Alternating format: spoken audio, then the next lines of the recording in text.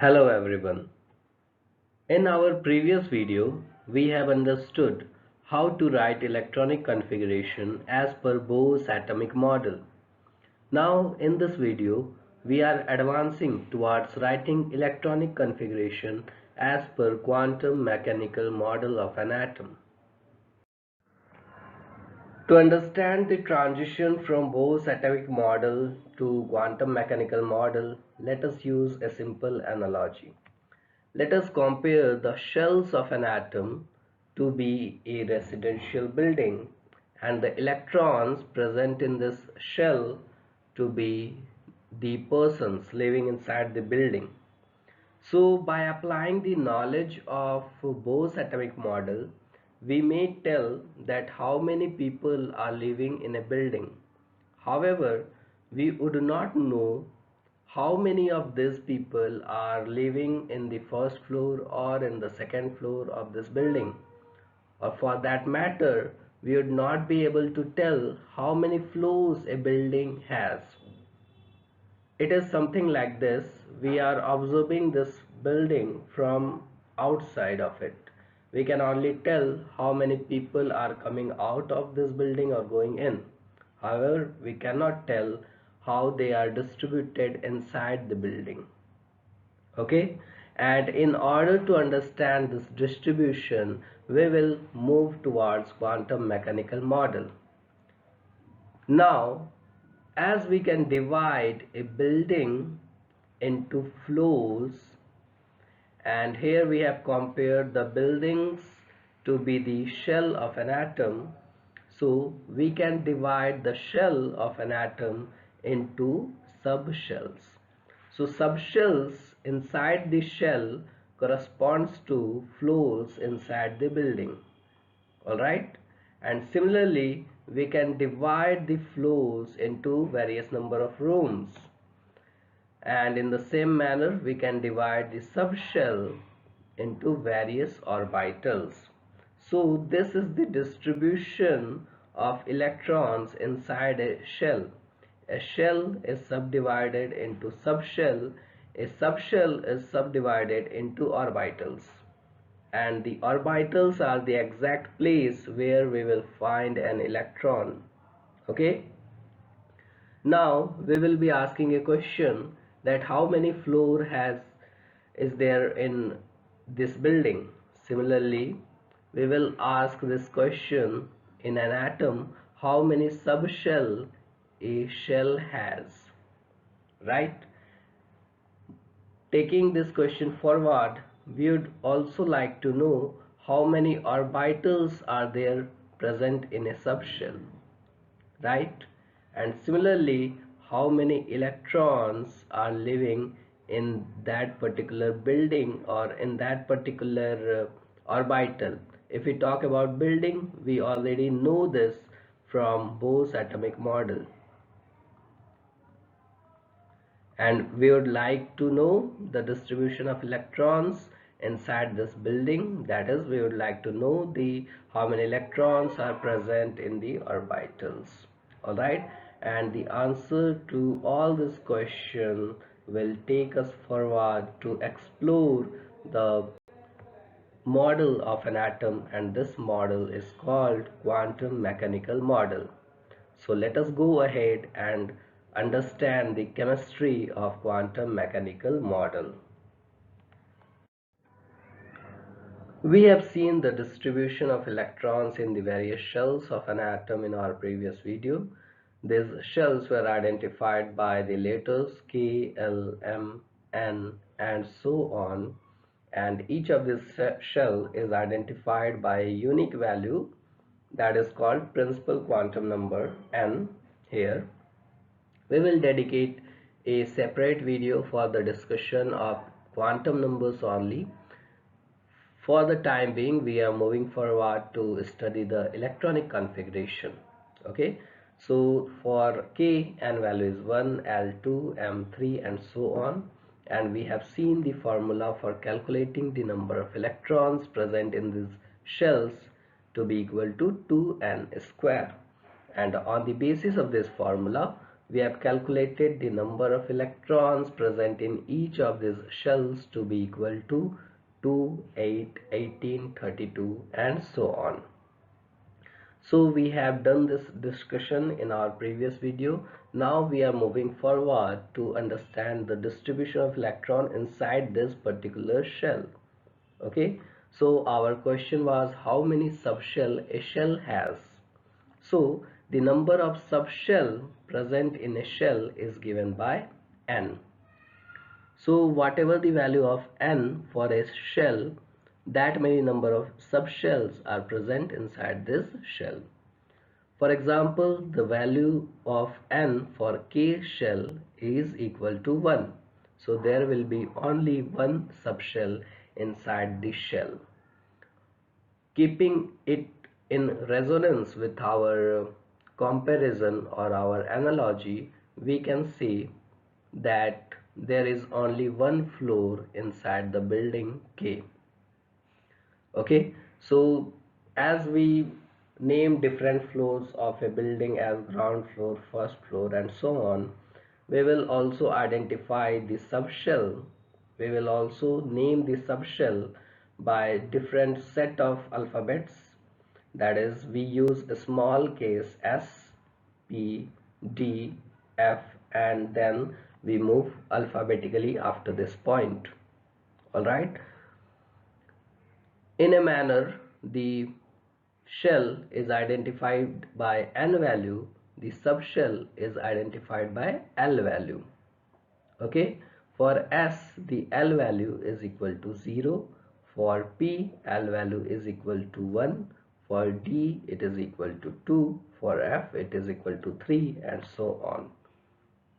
Alright, and we can compare this S subshell to be the 0th floor of a building, that is ground floor, first floor, second floor, third floor and so on, to just to remember the L value, the origin of L value.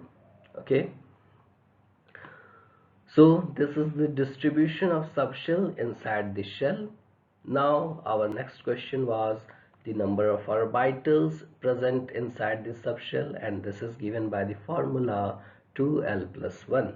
We already know the L value for each of these subshells, so we can calculate the number of orbitals present inside the subshell by using the formula 2L plus 1.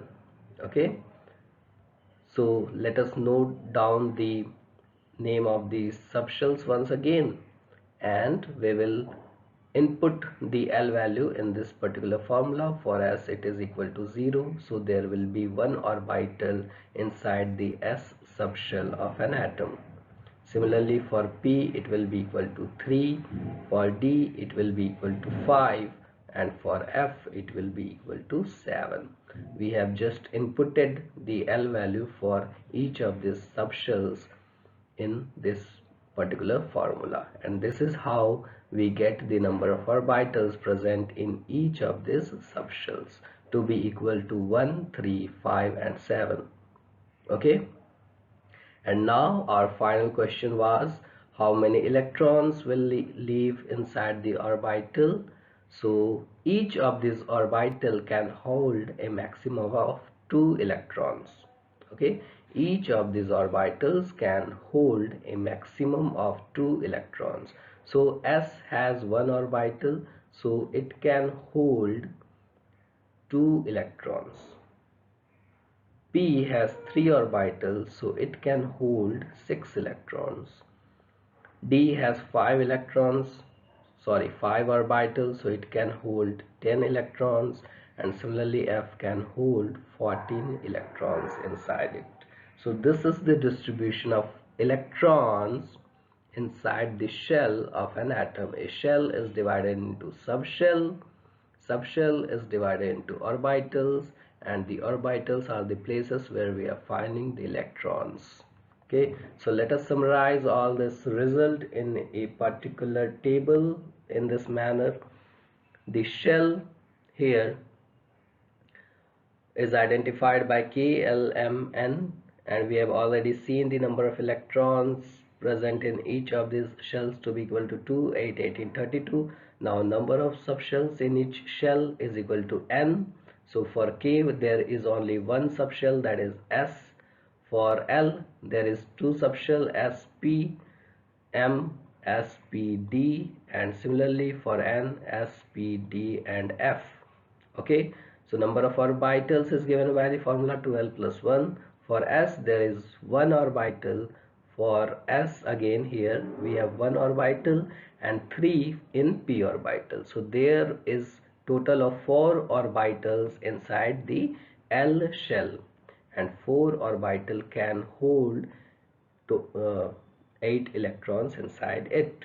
Okay, so this is how we have distributed these 8 electrons present inside the L shell into various subshell S and P, and further in the various orbital, 1 s orbital and 3 p orbital. Here is the distribution of this 8 electrons finally. Okay, so this is how Bohr's atomic model is in conjugation with quantum mechanical model. Okay, so now let us move. Once again we have summarized the result that we have studied so far in this table for our better understanding. The K shell of an atom is divided into S subshell, and we will designate this S subshell of K shell as 1s. Here 1 is the n value of K shell.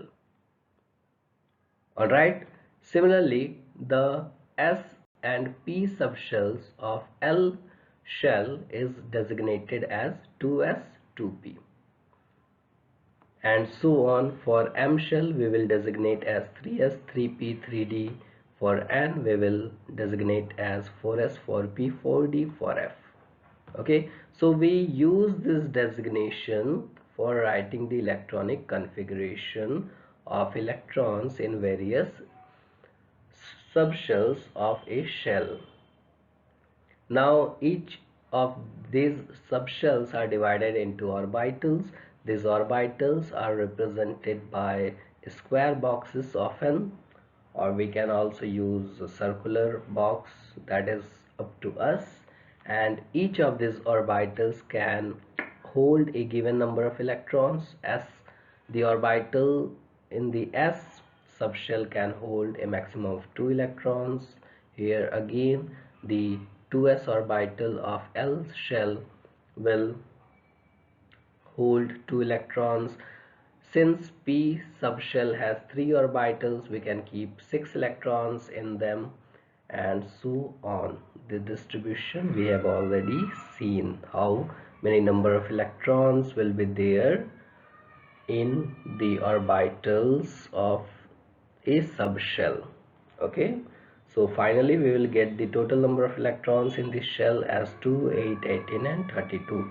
This was in accordance with Bohr's atomic model. So the major takeaway of this slide is the designation. Okay, so now we will use this designation to write the electronic configuration of the atom.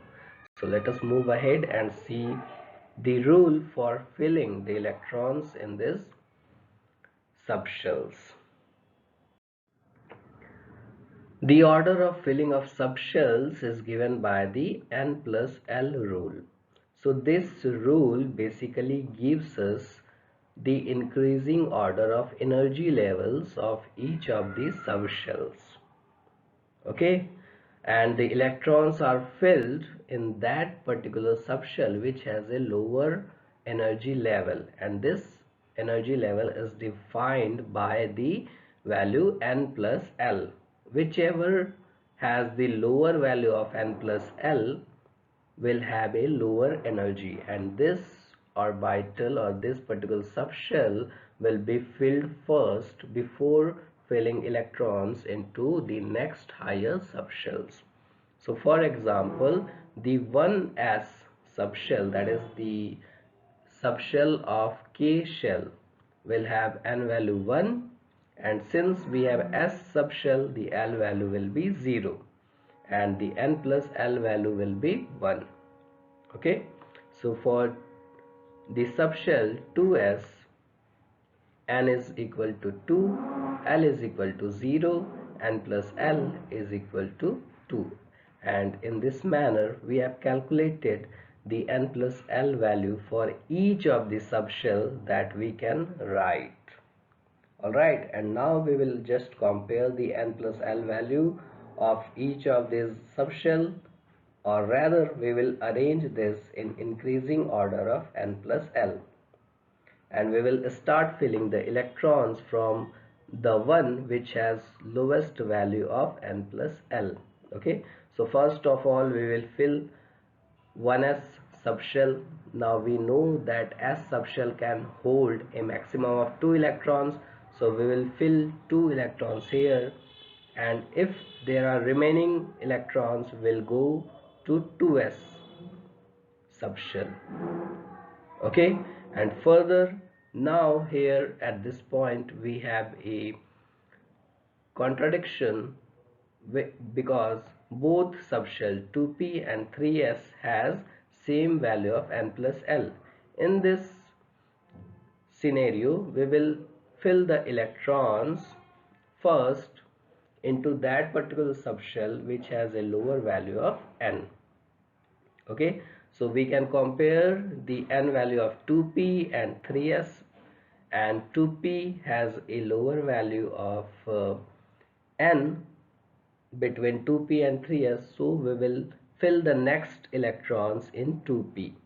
Now a p subshell can hold a maximum of 6 electron, so we can fill up to 6 electron in 2p, and then we will move ahead. Whatever the remaining electrons are there, we will go ahead to 3s subshell, and in this order we will keep on filling the subshells with electrons. Okay, so here the n plus l value for each of the subshell has been calculated and presented.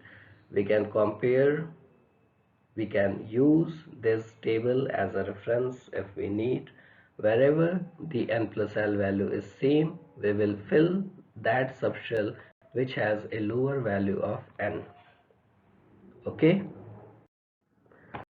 so finally, after so much of understanding, let us see a simple technique in order to keep the track of filling of various subshells. For this technique, we will simply write the names of the subshells into various rows, just like this. Okay, and now we will start filling the electrons starting from the top right corner, and we will move diagonally towards bottom left corner. So first of all, 1s subshell will be filled with electrons, then we will fill 2s subshell, and then we will go towards 2p and 3s, then 3p and 4s, and so on in this manner. So this representation will help us to remember the order of filling of electrons in a very easy manner. Okay, here we are filling the 1s subshell first, then 2s 2p, then 3s 3p, then 4s 3d 4p, then 5s 4d 5p, then 6s 4f 5d 6p, then finally 7s 5f 6d 7p, and so on. Alright, and the manner in which we have noted it down, this will be very helpful in understanding the structure of periodic table, which we will also discuss in a separate video. Alright, so this is the final order of filling of electrons into various subshells, and now finally let us put this knowledge into application. So finally, let us practice writing electronic configuration of some of the atoms. We have noted the order of filling electrons into various subshells for our reference, and let us write the electronic configuration of sodium atom for our practice as we have done in our previous video. We have 11 electrons present in sodium atom, and we have to distribute these 11 electrons into various subshells.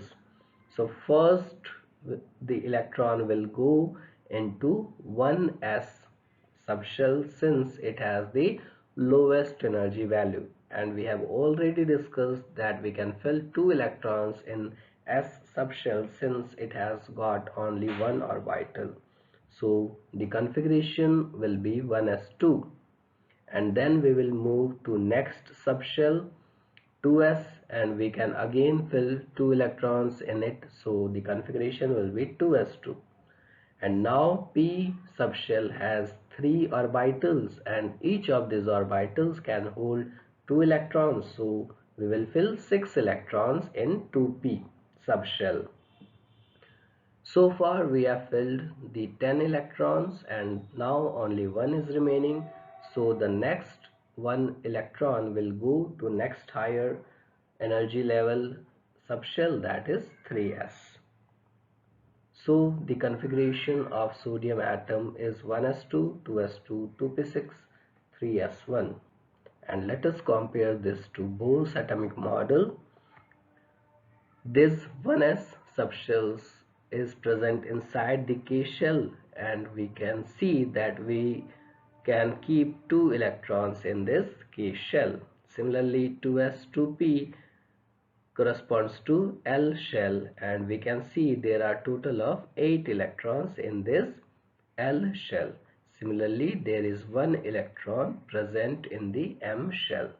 So this was our configuration as per Bohr's atomic model for sodium atom, that is 281.